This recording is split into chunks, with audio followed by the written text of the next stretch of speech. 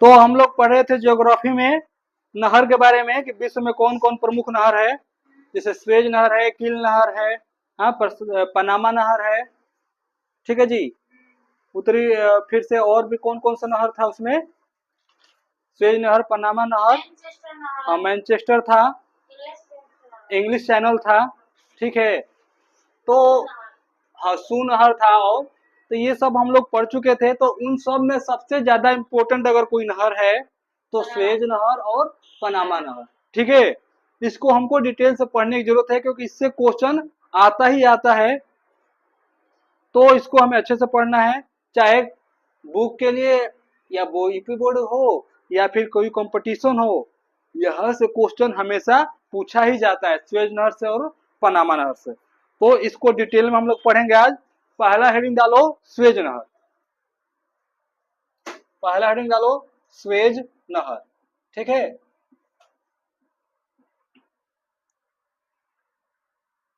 Suez नहर। ठीक है।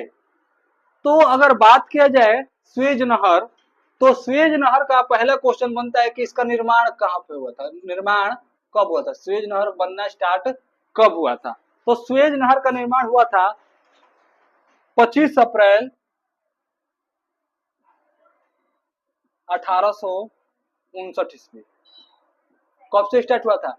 25 अप्रैल 1859 ईस्वी को क्या हुआ था, स्वेज नहर का बनना स्टार्ट हुआ था। ठीक है। कब बनना स्टार्ट हुआ था? 25 अप्रैल 1859। अगर ये पूछा जाए कि स्वेज नहर को किसने बनाया था, ये किसने डिजाइन किया था, क्योंकि ये क्वेश्चन आ सकता है, इंपॉर्टेंट है, क्वेश्चन आने की संभावना बहुत ज्यादा है। तो लिखो इसका निर्माण या यह निर्माण, इसका निर्माण, जो स्वेज नहर का निर्माण है, फ्रांसीसी, कहाँ की बात हो रही है जी? फ्रांसीसी इंजीनियर, फ्रांसीसी इंजीनियर, उस व्यक्ति का नाम था फर्डिनेंड। हाँ, ये थोड़ा नाम अजीब सा है बट डरना नहीं है, ये नाम है, कोई भूत प्रेत का नाम नहीं है। ठीक है। फर्डिनेंड लेसेप्स, लेसेप्स ने इसका डिजाइन को क्या किया था, तैयार किया था। ठीक है। कि इसको बनाया था कि देख रेख में तैयार हुआ। देख रेख मतलब कि इसका ही जिम्मेवारी था इस स्वेज नहर को बनाने का, डिजाइन करने का, कि कैसे बनाना है, कैसे स्टार्ट करना है। ठीक है। अगर बात किया जाए कि शुरुआत कब हुआ, निर्माण कब हुआ, 25 अप्रैल 1859। ठीक है। लेकिन 25 अप्रैल 1859 को बन जाएगा? नहीं, एक ही दिन में है ना बनेगा, टाइम लगेगा बनने में, स्टार्टिंग हुआ है बस। ठीक है। अब इसके लिखो, इस नहर का निर्माण होने में, अगला पॉइंट, इस नहर का निर्माण होने में, अगर बात किया जाए कि स्वेज नहर का निर्माण होने में कितना समय लगा, तो इस नहर का निर्माण होने में 10 साल का समय लगा।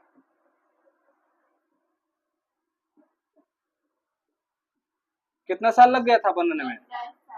तो अगर बात किया जाए कि निर्माण स्टार्ट हुआ है 25 अप्रैल 1859 ईस्वी को, तो बनकर कब तैयार होगा? कितने सालों में बनकर, कौन से ईस्वी में बनकर तैयार हो जाएगा? हाँ, यह नहर कब बनकर तैयार हो जाएगा? 1869 में क्या हो जाएगा, ये बनकर तैयार हो जाएगा, क्योंकि 10 साल जोड़ेंगे तो कितना हो जाएगा? हाँ, ईस्वी में बनकर तैयार हो गया। मतलब 10 साल लग गया इस नहर को क्या करने में, बनने में। तब जाकर ये नहर बनकर क्या हो गया, तैयार हो गया। ऐसा नहीं है हाँ कि तुरंत का तुरंत हो जाए, इसमें टाइम लगा कितने सालों का, 10 सालों का। क्लियर है ये चीज? अब 10 साल लगा तो इसमें खर्च भी तो हुआ होगा ना जी, ये बनने में पैसा लगा होगा ना। ऐसा नहीं है ना कि ऐसे अलादीन का चिराग वाला जो हुक्म मेरे आका ऐसे मंत्र मारे फट से बनकर तैयार, तो ये ऐसा कुछ नहीं है, इसमें पैसा लगा होगा। ठीक है। और अच्छा खासा पैसा लगा था उस टाइम पे। तो इसमें 180 लाख पाउंड, 180 लाख पाउंड या पौंड, पाउंड बोलते हैं, कहाँ पे चलता है पाउंड या पौंड, हाँ जर्मनी इंग्लैंड वगैरह जिसे बोलते हैं, खर्च आया था। ठीक है, तो 180 लाख पाउंड का इसमें क्या आया था, खर्च आया था इस नहर को क्या करने में, बनाने में। ठीक है, ये चीजें समझ में आ रही है कि नहीं समझ में आ रहा है, एक एक चीज इंपॉर्टेंट है और एक एक चीज को अच्छे से हमें तैयार करना है। ठीक, इस नहर का आधिकारिक तौर पर यह नहर आधिकारिक तौर पर, आधिकारिक मतलब कि बता रहे हैं,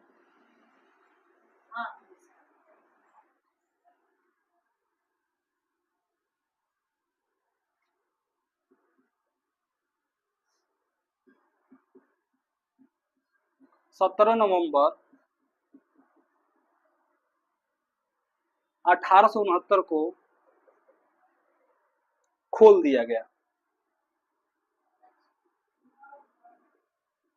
अब समझो इस चीज को कैसे क्या हुआ, मतलब बनना स्टार्ट हुआ था 25 अप्रैल 1859 को, 10 साल का समय लगा बनने में, तो 1869 में क्या हो गया है, बनकर तैयार हो गया। इसमें 180 लाख पाउंड का खर्चा हुआ और ये 17 नवंबर 1869 ईस्वी से इस पे क्या कर दिया, खोल देने का मतलब कि ये चीज अब सभी के लिए क्या हो गया, इस्तेमाल के लिए, हाँ अलाउ हो गया कि सभी लोग अब इस चीज का क्या कर सकते हैं, उपयोग कर सकते हैं, ये यूज कर सकते हैं। समझ में आई चीज है, यह विश्व का सबसे बड़ा जहाजी नहर है।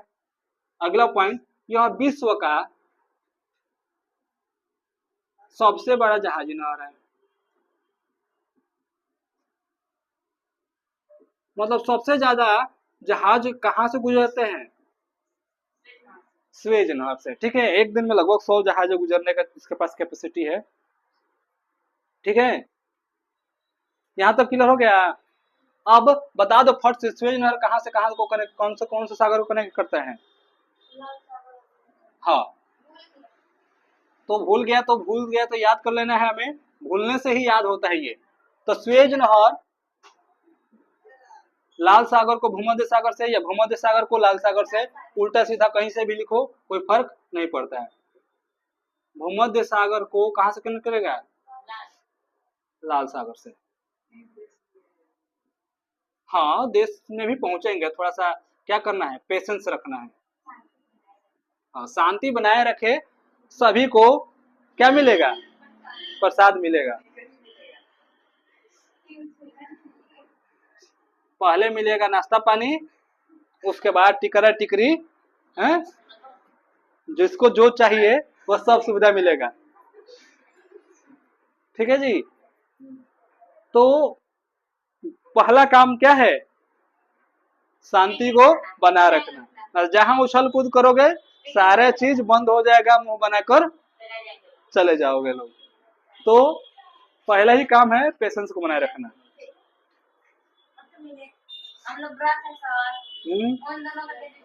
तो व्रत टूट जाएगा कब, जब व्रत कब टूट जाएगा, जब फेवरेट चीजें लाकर रख दिया जाएगा सामने, हा? जब गोलगप्पा की पार्टी होगी, गोलगप्पा लाकर छीट दिया जाएगा तो लोग सब कहेगा कहे छोड़ो, हाँ सारे के सारे चीजें जितने भी फेवरेट चीज है तुम लोग का, गोलगप्पा हो, बर्गर हो, मोमोस हो, चाउमीन हो, तो कहोगे व्रत अब कैंसिल मारते हैं, पहले खाना खाओ, हम नहीं व्रत रखते हैं।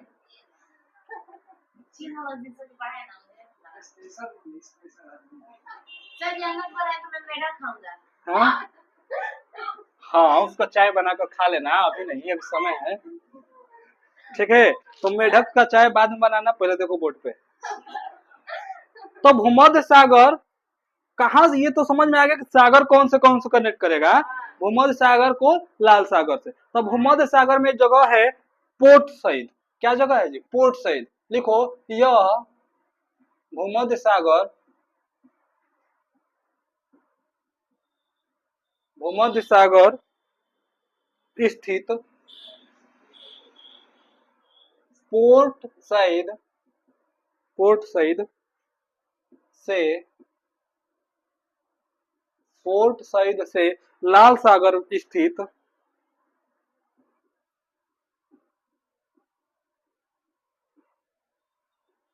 आखिर में कोई ना कोई स्थान तो होगा ना कनेक्ट करने वाला।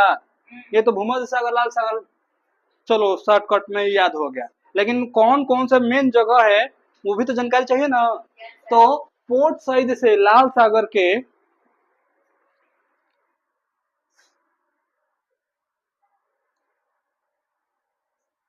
पोर्ट, इसमें केवल लाल सागर स्थित पोर्ट को क्या करेगा, जोड़ेगा।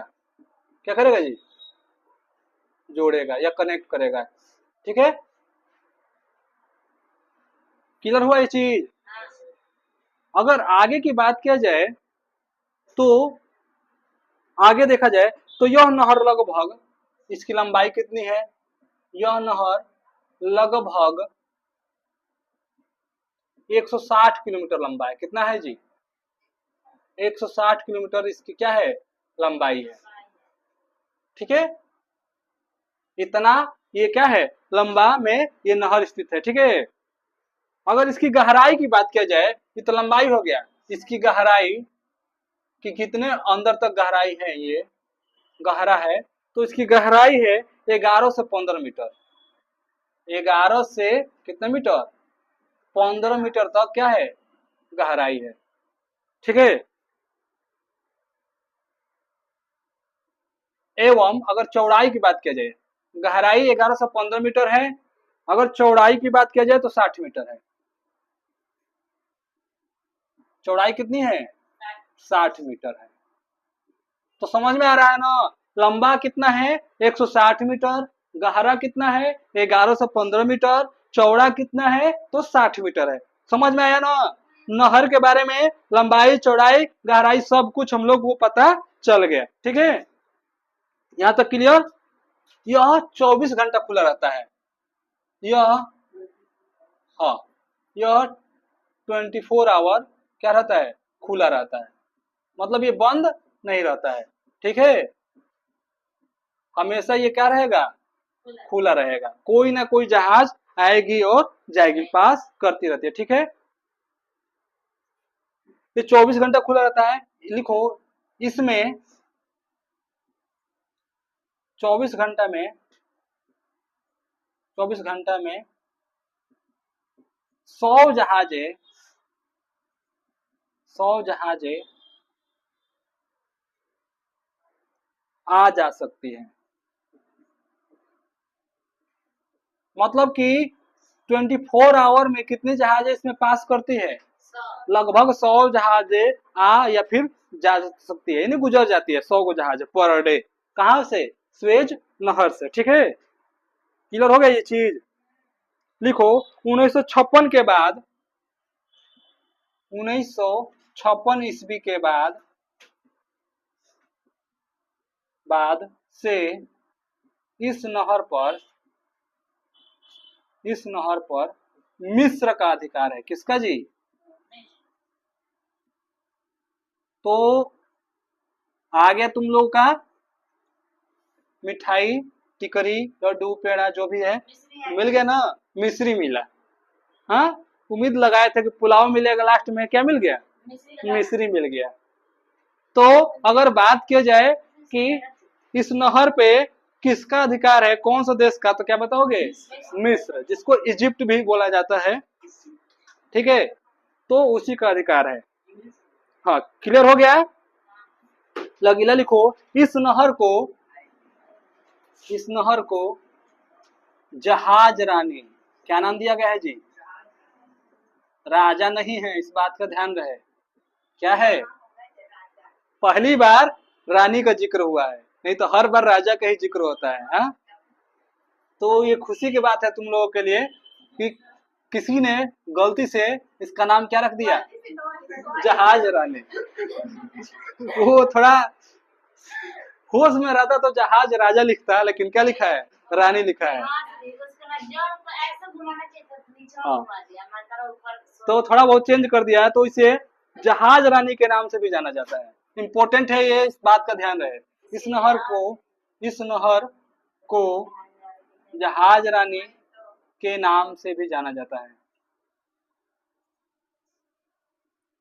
बहुत बार क्वेश्चन पूछा जा चुका है कि कौन सा नहर है जिसे जहाज रानी के नाम से जाना जाता है, तो वो नहर कौन सा होगा? स्वेज नहर। इन तो कर देना पनामा नहर। हाँ, तो वो राजा हो जाएगा, ये रानी है। ठीक है, अब शादी कराएंगे इन लोग का। कब? अभी कराएंगे, थोड़ा देर में। नहीं, अभी कराएंगे। ठीक है, यहाँ तक क्लियर है चीजें। अगर बात किया जाए कि वर्तमान में, लिखो वर्तमान में, हाँ ये स्वेज नहर हल्का में ना लो, बहुत इंपॉर्टेंट चीज है ये। वर्तमान में इस नहर का, वर्तमान में इस नहर का गहराई 22 मीटर हो गया है। कितना मीटर? 22 मीटर। हाँ, पहले कितना था? 60 मीटर। हाँ, पहले 11 से 15 मीटर था, जो अब बढ़कर कितना कर दिया गया? बढ़ाकर 22 मीटर करा दिया गया है, या कर दिया गया है। ठीक है, ये चीजें क्लियर हुआ। अब नहर के बारे में जान लिए, उसका पूरा बैकग्राउंड, कब बना था, कितने सालों में बना था, कितना रुपया लगा था, ये किसने बनाया था, इस पे अधिकार किसका है, इसका लंबाई कितना है, इसका चौड़ाई कितना है, इसका गहराई कितना है, एक दिन में कितने नाव पास हो सकती है। ठीक है, सब कुछ पढ़ लिए। अब पढ़ेंगे कि इस नहर से क्या क्या सामान को खरीदा जाता है, यानी आयात होता है, और क्या होता है? निर्यात। ठीक है, तब ये जाकर स्वेज नहर हम लोग को पूर्ण रूप से क्या हो जाएगा? कंप्लीट हो जाएगा। और यहाँ से बाहर कुछ भी नहीं पूछा जाएगा, कुछ भी मतलब कुछ भी नहीं। ये तो तुम लोगों में बस इतना ही पूछा जाएगा कि स्वेज नहर कहाँ से कहाँ तक जोड़ा जाता है। ये सब बहुत रेयर केस में पूछा जाएगा, जब तुम लोगों को फंसाना हो, यानी क्वेश्चन को हार्ड बनाना हो। लेकिन ये सब पढ़ लेने से ये फायदा है कि अगर आगे कंपटीशन की तैयारी करोगे तो वहां पे यहीं से क्वेश्चन आएंगे, तो फिर से तुमको रिवाइज करना पड़ेगा, फिर से पढ़ना पड़ेगा। अगर ये पढ़े रहोगे अच्छे से तो क्या होगा? यहीं से काम हो जाएगा। बस खाली एक बार नोट्स देख लो, वहां से क्लियर हो जाएगा चीजें। तो लिखो, इस नहर से पहले क्या करेंगे? हाँ, आयात कराते हैं, फिर निर्यात करेंगे। आयात, तो इस नहर से क्या क्या चीजें को क्या किया जाएगा? आयात किया जाता है। ठीक है, तो इस देखो इस नहर से क्या क्या चीजें आयात होगा। तो क्या क्या वस्तु इस नहर से आयात होगा? लिखो, यूरोप देशों से, यूरोप देशों से, यूरोपीय देशों से, यानी यूरोप के कंट्री, कौन से देशों की बात हो रहा है? यूरोपीय देशों से। ठीक है, यूरोपीय देशों से लोहा, ठीक है, लोहा, इस्पात, तेजपात नहीं है, क्या है? इस्पात है। हाँ, स्टील क्या होता है? स्टील। तो तेजपात मत कर दिया ना, तो चाय बन जाए। हैं? तेजपात नहीं पता है? चाय के पत्ती को क्या बोला जाता है? नहीं बोला जाता है। हाँ, तो चलो, हाँ तो वो चीजों को, ब्लैक वाले को चाय के पत्ती में डाला जाता है, चाय के पत्ती में नहीं, चाय में डाला जाता है। ठीक है, तो कंफ्यूजन नहीं होना है इस बात को लेकर। तेजपात अलग चीज होता है। खैर, वो सब्जी में डाला जाता है क्या? हाँ, किस में डाला जाता है? सब्जी में, ना कि चाय में। अब आते हैं हम लोग इस्पात। अब आते हैं हम लोग इस्पात। तो इस्पात क्या बोलते हैं? जिसे स्टील, क्या है? स्टील, क्या है? स्टील, जिसको क्या बोलते हैं? इस्पात भी बोलते हैं। स्टील से बनी वस्तु को इस्पात। ठीक है, तो इस्पात हो गया। फिर रसायन, रसायन मतलब क्या होगा? केमिकल वाली चीजें। ठीक है, जितने भी रासायनिक चीजें हैं वो क्या कहलाएगी? रसायन या फिर केमिकल। फिर मशीनरी सामान, मशीनरी सामान यानी मशीन के पार्ट पुर्जे। मशीनरी सामान मतलब क्या होगा? किसी भी मशीन का क्या होगा? पार्ट पुर्जे, उसी को तो मशीनरी सामान बोलेंगे। नॉट बल्ब टू, जो भी सामान चीजें हैं। ठीक है, मशीनरी सामान, इलेक्ट्रॉनिक सामान, इलेक्ट्रॉनिक सामान यानी इलेक्ट्रॉनिक वस्तुएं जो भी है है ना, चिप हो गया, बहुत सारी चीजें हैं जिसको इलेक्ट्रॉनिक सामान में चिप आ जाएगा, हाँ, फ्लास आ जाएगा, पेचकस आ जाएगा, बहुत सारे चीजें, तार आ जाएंगे, हाँ, नट आ जाएंगे, ये सब क्या है, किट आ जाएगा, ये सब क्या है, इलेक्ट्रॉनिक वस्तु है, पंखा आ जाएगा, फ्रिज आ जाएगा, बहुत सारी चीजें होती है इलेक्ट्रॉनिक सामान, ठीक है। हाँ, fridge, cooler, washing machine, radio, AC वगैरह सब। हाँ तो और देखो देखो चीजें समझो, इलेक्ट्रॉनिक समाज में सब कुछ चीजें आ जाएगा, ठीक है। तो आगे देखते हैं हम लोग, देखो कहाँ पे थे हम, तो भूला गया, इलेक्ट्रॉनिक सामान हाँ का आयात किया जाता है, इलेक्ट्रॉनिक सामान का क्या किया जाएगा, का आयात किया जाएगा, मतलब ये सारी चीजें क्या किया जाएगा, खरीदा जाएगा, बेचा जाएगा।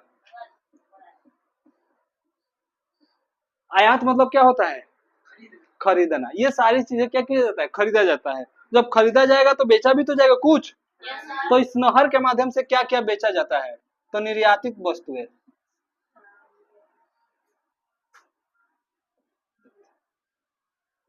यानी कौन कौन सी चीजें क्या किया जाएगा, निर्यात किया जाएगा, नहीं बेचा जाएगा। खरीदने वाला तो समझ में आ गया, हाँ, कि लोहा खरीदा जाएगा, इस्पात खरीदा जाएगा, रसायन खरीदा जाएगा, मशीनरी सामान, इलेक्ट्रॉनिक सामान क्या खरीदा जाएगा।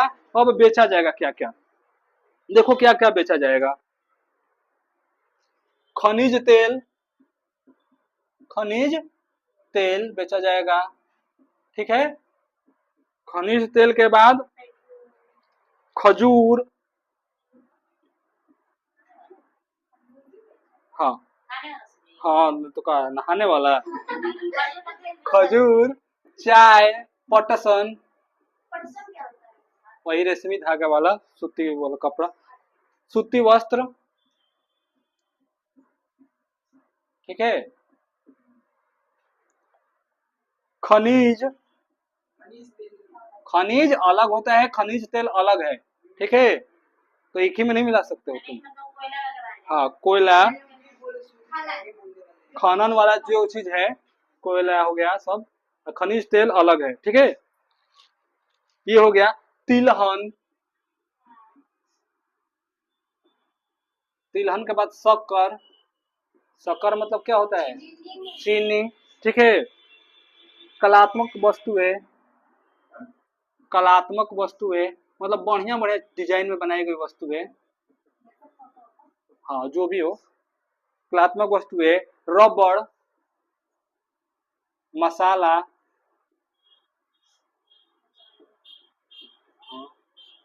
मसाला, ठीक है, या मसाले आदि क्या किया जाता है, आदि निर्यात किया जाता है, ठीक है। तो समझ में आ गया ना कि आयात कौन कौन सा होगा, निर्यात कौन कौन सा होगा।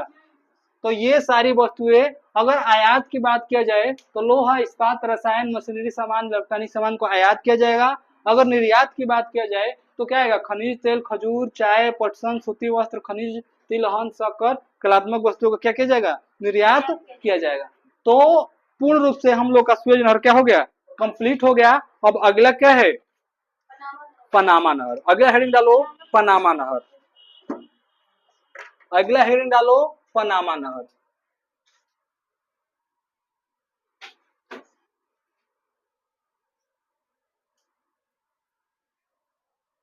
और अच्छे से पढ़ लेना है इस चीज को, अच्छे से पढ़ा दिया गया, बस अब पढ़ने की बाकी है।